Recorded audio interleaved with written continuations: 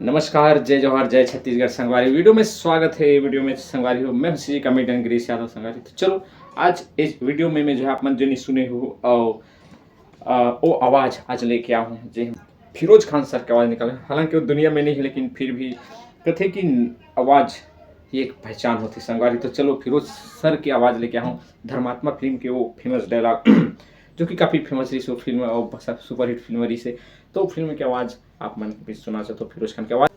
यदि आप मोर चैनल से जुड़ना चाहते हो तो मोर चैनल जरूर सब्सक्राइब कर दो संगवारी हो। तो चलो फटाफट फिरोज खान सर जी की आवाज़ आप मन के लिए धर्मात्मा फिल्म की कुछ डायलॉग। बाबूजी, चोरी चाहे 1 रुपये की हो या लाख रुपये की, चोरी चोरी है।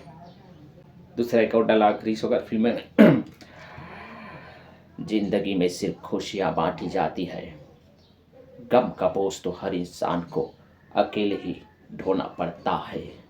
जो लोग रोज तलवार की धार पर जिंदा रहते हैं, एक दिन उसकी गर्दन उसी तलवार से काटी जाती है।